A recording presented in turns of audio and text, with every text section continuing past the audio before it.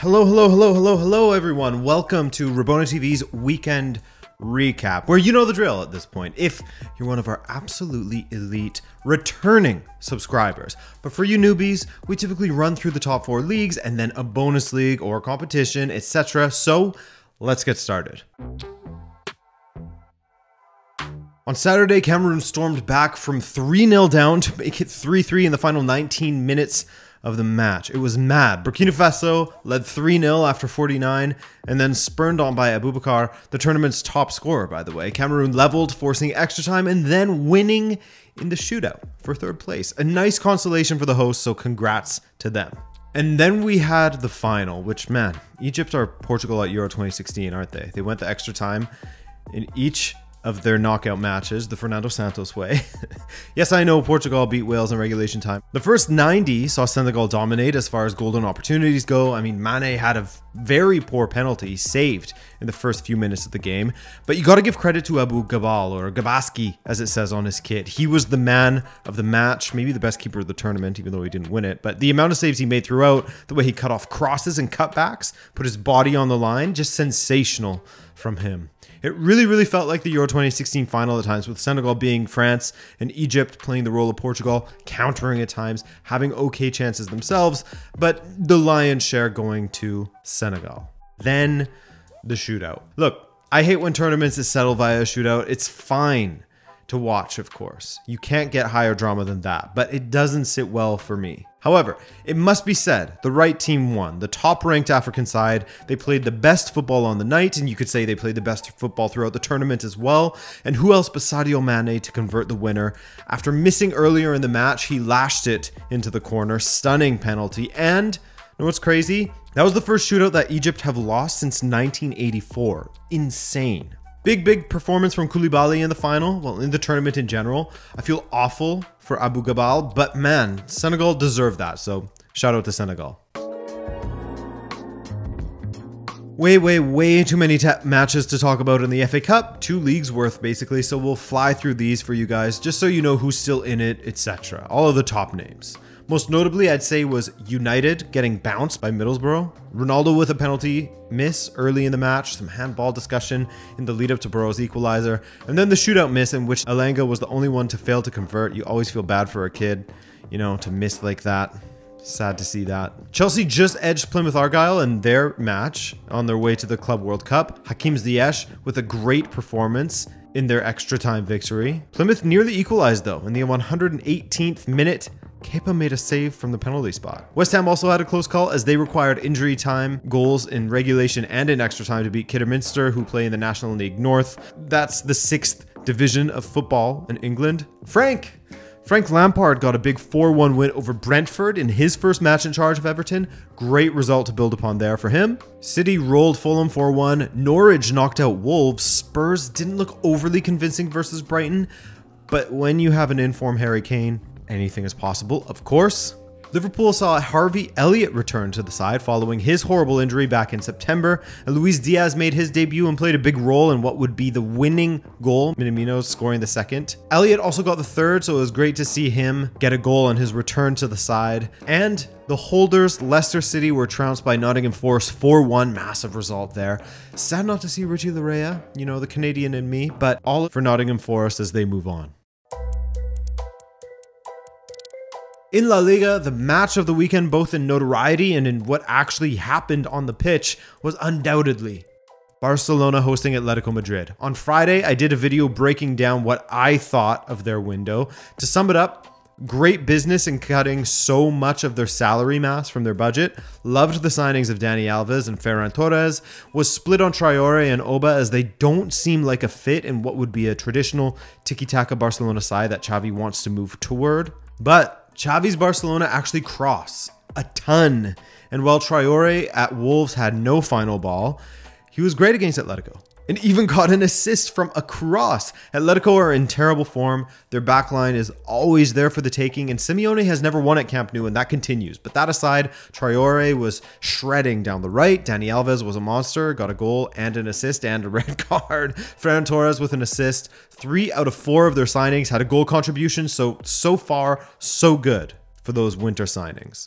Atletico, more of the same, man. Becoming a season to forget as they have actually been usurped by Barcelona in the standings, which speaks to both how well Barcelona have been doing under Xavi lately and how far Atletico have fallen under Simeone lately. Sad to see, but great for Barcelona supporters. Surprise! Elche are unbeaten in 5 matches all of a sudden. After drawing Real Madrid, they won this weekend 3-1 over Deportivo Alaves. They are officially on my radar. We shall continue to monitor things in the Elche camp. Their next 2 matches, Sevilla away and then at home against Rayo Vallecano, so 2 tough tests. However, Vallecano have kind of fallen off plus ratio a little bit as they are winless in 4 and on a 2-match losing streak after they fell to Celta Vigo this weekend. Brais Mendes with a brace. He's been involved in 3 goals in his last 2 appearances.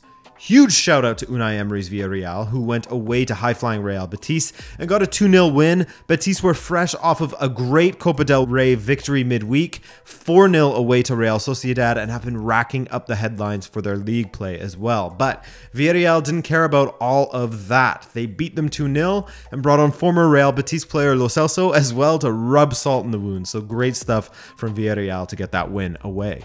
And Real Madrid had a very frustrating matchup against Granada at the Bernabeu, chance after chance, save after save from Maximiano and goal for Granada, and it took a moment of brilliance in order to break the deadlock. And the man who supplied that was a man who absolutely has it in him, but it feels like he hasn't scored a banger since that breakout season. Marco Asensio.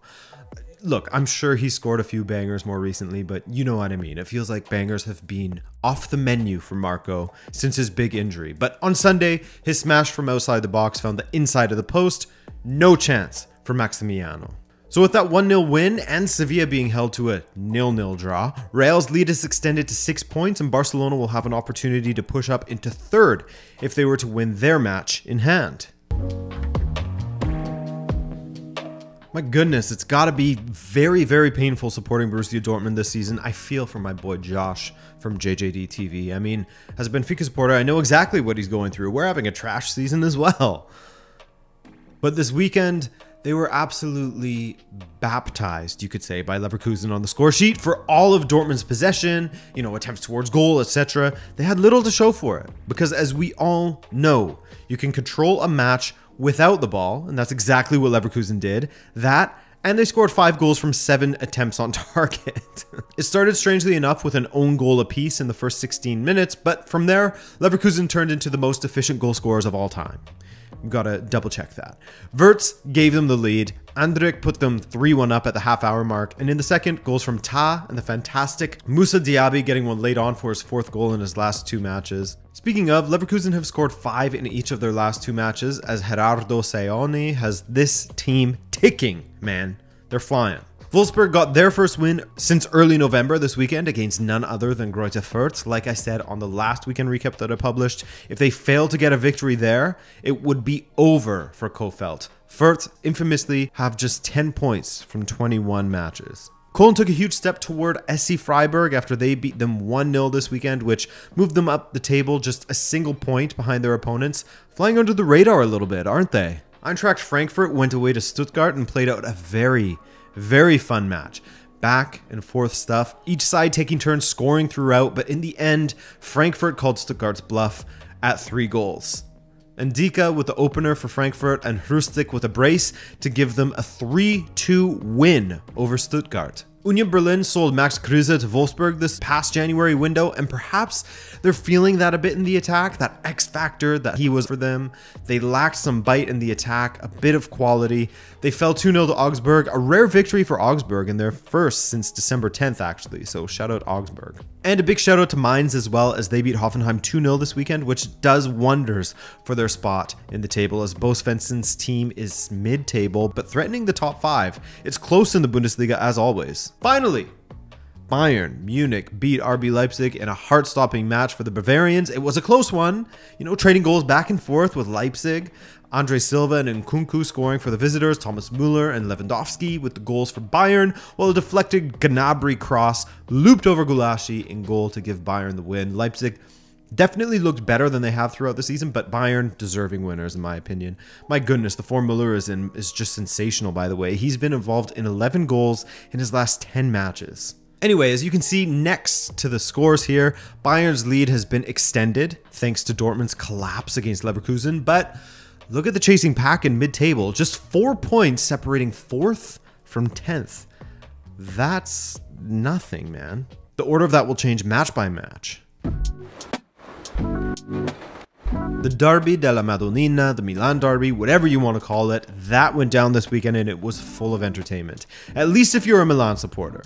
They had to watch their team get fully dominated in patches, I guess you could say, but with a match winner like Olivier Giroud in the squad, you always have a chance. A brace from Giroud gave them the 2-1 win, and Inzaghi was upset after, claiming Giroud fouled Alexis Sanchez in the build-up to the second goal. That Inter played some good football, but the difference was simply Milan taking their chances.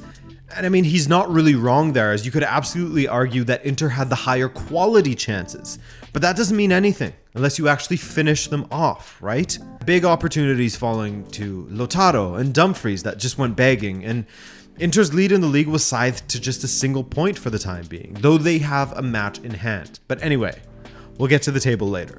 I don't know what was up, but tempers were up in Italy this weekend. Every match, bar 3, had at least one red card in it, including AS Roma hosting Genoa, in a match in which it ended 0-0. But right at the death, Zaniolo had a goal called back, and he and Tammy Abraham lost it. The goal was called back as the ref said there was a foul from Abraham in the build-up.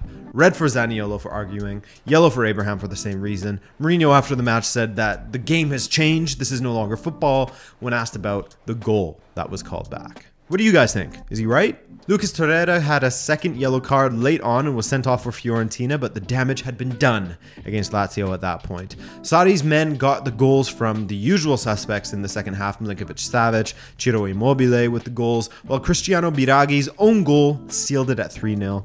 Life will be tough to get used to for La Viola without Vlahovic, and we'll speak about him later.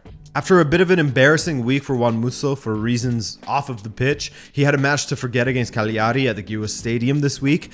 After going down 1-0 in the 50th minute, Juan Musso then was sent off in the 52nd for a last man challenge just outside of the box. Bad mistake defensively there, left him out to dry. He messed up the tackle and he paid the price. Anyway, while Atalanta would equalize through Palomino, Gaston would put Cagliari back up just under 5 minutes later to immediately take back the lead, and that's how this one ended. 2-1 Cagliari. Not great results recently for Atalanta. Napoli and Venezia had a record-breaking goal, as Andrea Petagna's 100th minute goal was the latest to ever be scored in Serie A. A lengthy VAR review can be thanked for that. But we also got to see Victor Osimhen score for Napoli for the first time since his return from that horrific injury sustained against Inter in November. You love to see him back scoring with a mask.